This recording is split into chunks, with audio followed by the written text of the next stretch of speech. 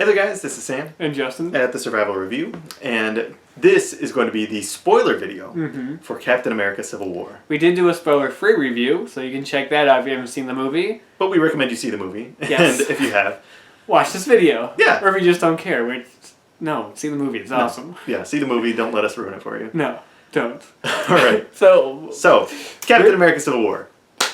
A lot of stuff happens in this movie. Yeah, like we said in the last video, it's a pretty long movie for a Marvel movie. What did you say, 2 hours and like 25 minutes? Yeah. A lot happens in that 2 hours and 25 minutes. Yes. Where do we begin? Where do we begin? So the movie starts out with this sort of terrorist attack going on with the villain, or not really. He's not the main villain, but he was in Winter Soldier. He was in Winter Soldier. And he was one of the traitor guys. Yeah, and that's actually one thing I was kind of disappointed about, is the fact that they just killed him off in that one scene. Like, I thought he was going to be like a main villain like throughout, or he would come back in later movies, because he looks awesome. He does. And I don't know, I thought he'd play a major role in the fact that he just died in like basically like a pre-credit sequence. Yep. Was like, it was kind of... It was, yeah, I wish he... A little underwhelming. I mean, like, the scene wasn't too... The scene was good. It was just time like... Captain America is fighting bad guys, it's awesome. It is. He's basically. It's just really cool to watch. Like, that's the one thing I took out of that opening action sequence. Yeah. Was just Captain America kicking ass, and that's just awesome every time he does it. They always find unique ways for him to like hit people with his shield and stuff like that. So the opening action scene was, it was a terrorist attack on this, well, not really a terrorist attack. They were trying to steal something, but it was... this biological weapon. Yeah. They don't really go into detail with that, because it's not really that important. No. Basically, when this guy tries to kill Captain America at the end of this fight sequence... He goes to blow himself up. Basically. He goes to blow himself up, and he's saved, or Captain America is saved, by Scarlet Witch, who launches this guy into the air. But in doing so, she kills a lot of people. She blows up the side of a building. So, that action sequence and the whole like collateral damage that's caused by it leads into them going to sign this bill. Basically, all these UN people are in this building, and including the King of Wakanda, Black Panther's father.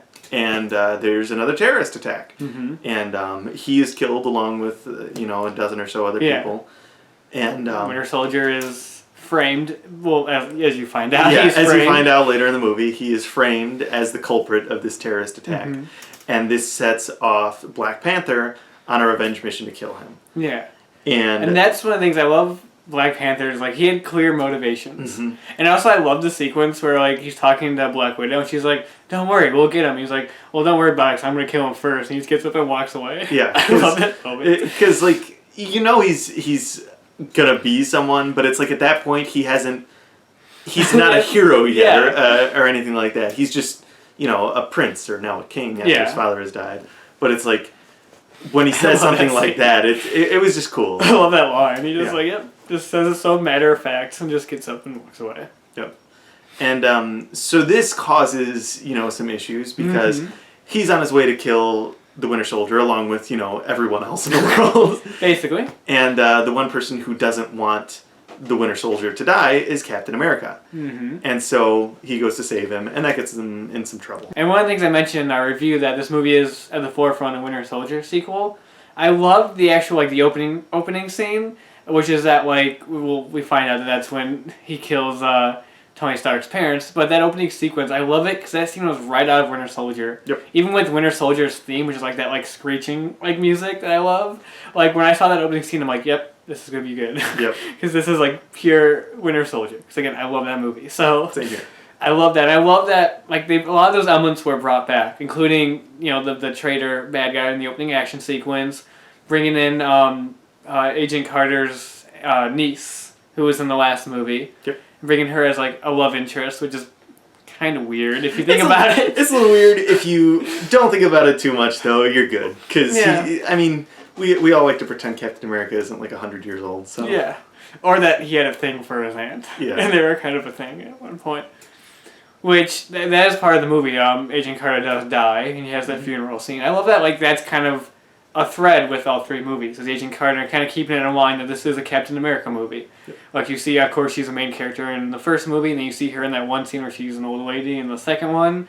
And then in this one, she dies, but she's still a presence in the movie. Yeah. And I like that. I like that element, just keeping that going throughout all three films. One of the new characters in this movie, Spider-Man, who we are lucky enough to have in this movie because his previous movies have been awful. Yeah, that's one of the things like I realized like it's really a positive thing that Amazing Spider-Man 2 was a piece of crap. Because if it wasn't a shit movie, we wouldn't have Spider-Man in here. Yeah, I mean, we wouldn't have this like perfect version of Spider-Man in this He movie. was absolutely fantastic. He was. The first scene where Iron Man goes to recruit him.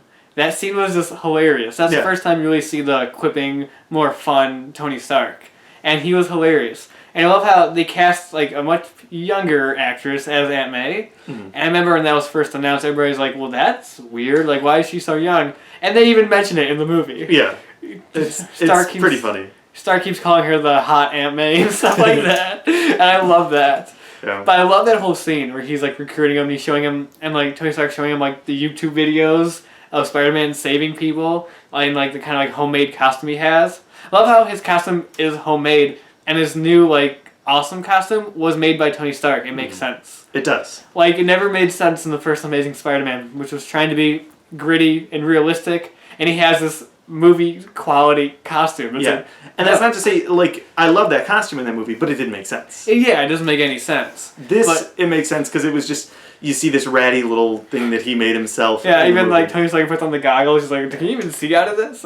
And another positive thing is that they don't even bother explaining, how this Spider-Man became Spider-Man. You already know, and they know you already know. He basically just says, well, something happened a few months ago, and things are different. And he basically said that he was like inspired by these guys, by the Avengers, to do that, and that's good enough. Like you get that. That's all you need to know. Yeah, and again, showing the YouTube videos, again, I like that, just showing like he has been doing this like previous. This isn't like an origin story of Spider-Man. He's been doing this for a while, and I like that. And then when Spider-Man gets involved in that action sequence, that was awesome because again, he was a kid. Yeah. Fighting these people. Every time he would like stop, like when he's fighting Winter Soldier and goes, "You got a metal arm? That's so cool." Yeah. Well, one of my favorite bits with him is when he first pops into the major fight sequence, and he's just like, "Hey, I know you. You're cool, and hey everyone." He's like waving to all the people. And Iron Man's just like, let's not start a conversation. Like, no, we're not talking right now. This is a fight. Yeah, I love when he's just like he's crawling along the wall and he's like chasing him and stuff like that. Just all his stuff in the action scene. Even though I said he looked a little CGI-ish, which kind of took me out a little bit, all that was still great. Yeah, he was just fantastic. Yes. So really happy with Spider-Man. Glad that played out well because when I first heard, I'm like, okay, we'll see. Yeah. It's like we've already had 2 versions of Spider-Man. We've already had 5 movies with Spider-Man. Yep. All to varying degrees of goodness, but like some great, some not so great. Either way, we've had 5 versions of it, 5 movies of this character, 2 versions. This is our 3rd one, and Amazing Spider-Man 2 was only 2 years ago. So it's not like we're rebooting it all these years down the line. So like, yeah, there was a lot of kind of like trepidation, kind of like going in, just like, is this gonna work? Are we just gonna be like? It really did. Yeah. I thought it was almost gonna be tacked on just because they had the ability to use Spider-Man. Yeah, because they got the rights to Spider-Man like while Civil War was almost, I don't know if it was in production, but it was at least like going into production. So it almost was just like, is he gonna be shoehorned in? Is it just gonna be like a post-credit scene cameo? And no, it was not. He's part of the movie, and it works. It makes total sense, and it's awesome.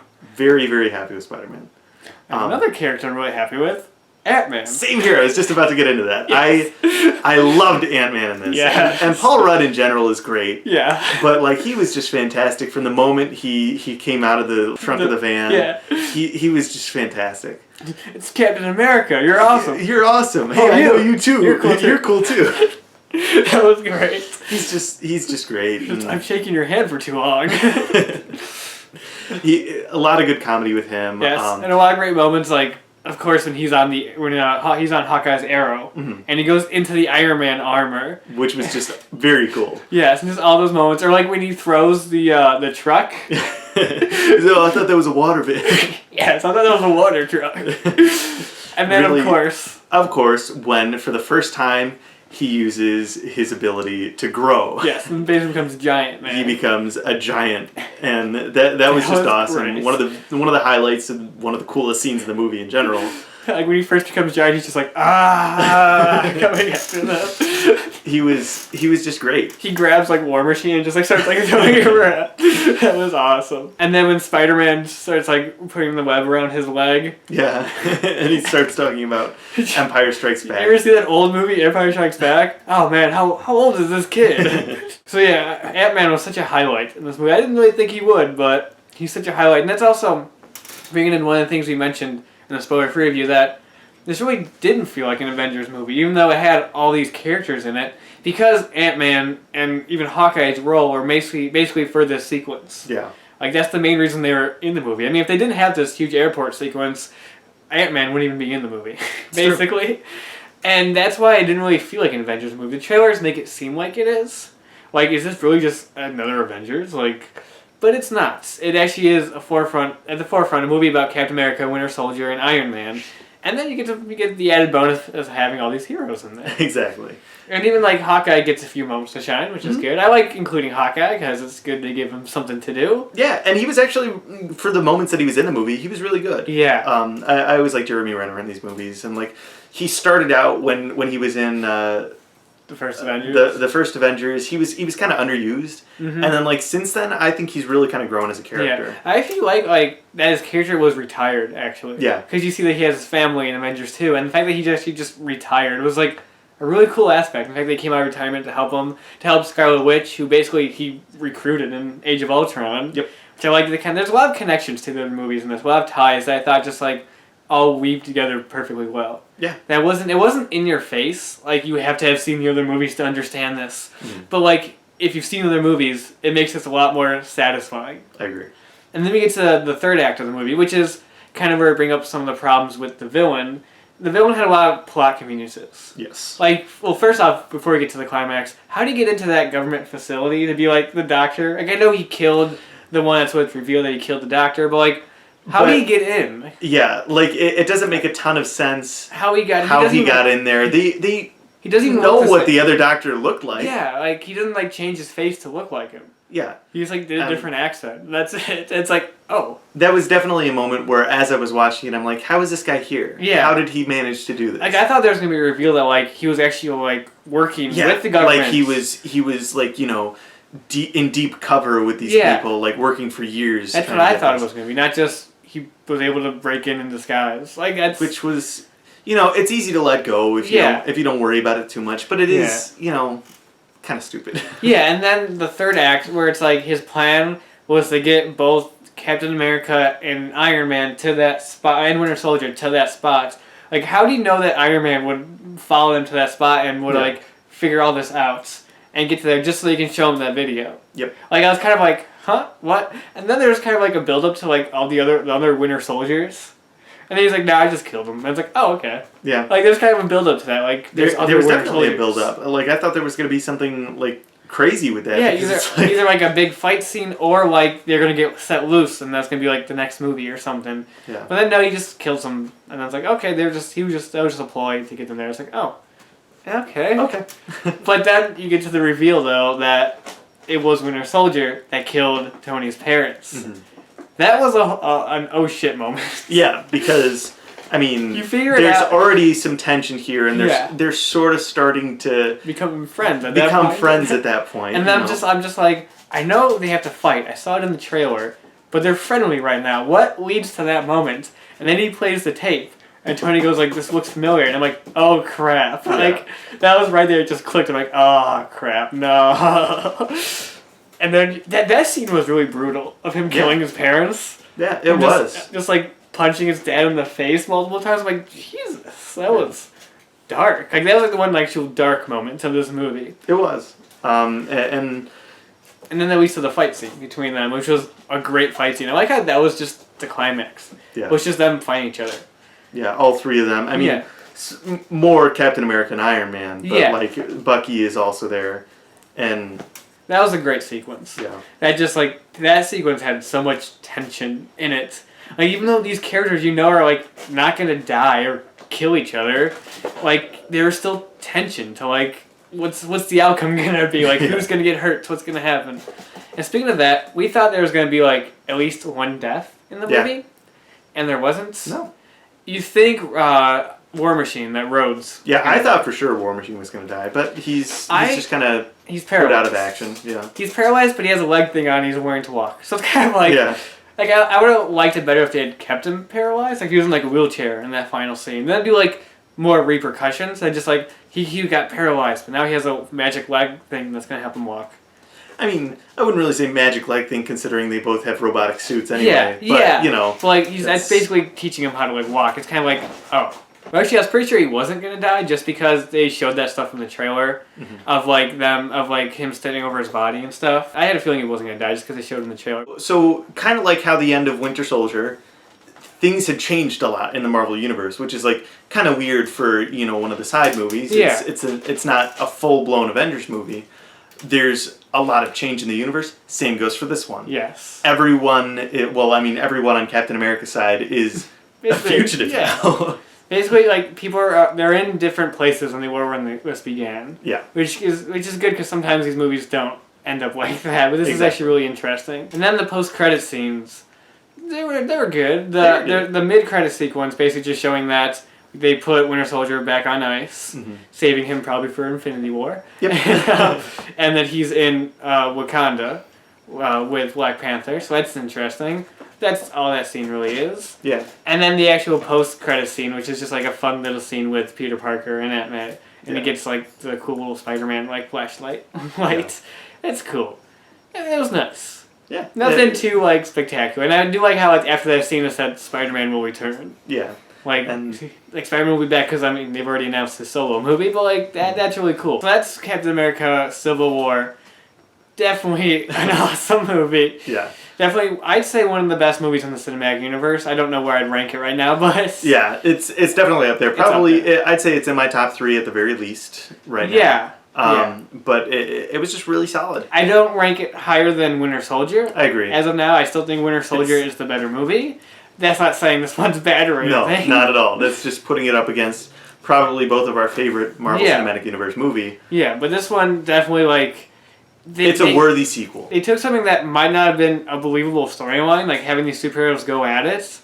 Like it wasn't even that believable in Batman vs Superman. Yeah. Like they were able to take that storyline and make it believable and not make it feel forced. Yeah, I mean, didn't feel like it was just happening for the sake of making them fight. Yeah, they had motivation. Because that's what it also felt like. Like when the trailers first came out, like, oh, this is gonna be the movie where they fight. It seems kind of like a movie setup. But what seemed like just a simple premise, it actually makes sense, and it's actually a story that moves this universe forward more. Which again, I love it when the movies actually do that and aren't just like throwaway movies, Thor movies. They aren't just like that. They actually move the story forward, like Winter Soldier did, which is why that movie blew me away when I first saw it. Because I didn't think it was going to move stuff forward. And we got a lot of good new characters introduced. We got Black Panther, who I really can't wait for a solo movie. Yeah. And Spider-Man, who I'm excited for. I'm excited because we already, from the 20 minutes he was in this movie, have established that he's a damn good Spider-Man. Yeah. It also makes me excited for the next Ant-Man. Same here. I'm excited for Ant-Man too. The first Ant-Man was fun, but... It was, and like, Paul Rudd himself is just awesome. Yeah. And I'm actually excited to see that. This is a great start to Phase 3. Definitely. Because this is the start of Phase 3 for the Marvel movies. So this is just the perfect start. Definitely. Just an awesome movie. And yeah. Yeah, that's about it. That's all we can really say is it was awesome. I mean, we know there's probably a bunch of other things that we didn't mention in this video. I'm sure. We always forget stuff. We've mentioned a lot. Yeah, that's Captain America's Civil War. Just, yes, it made up for Batman vs Superman. Definitely. Yes. Alrighty. You haven't even seen the movie and you're saying that. I haven't even seen Batman vs Superman and I can say it's better. Either way, that's about all we've got to say about Captain America Civil War. Yeah. So until next time, we'll see you guys later.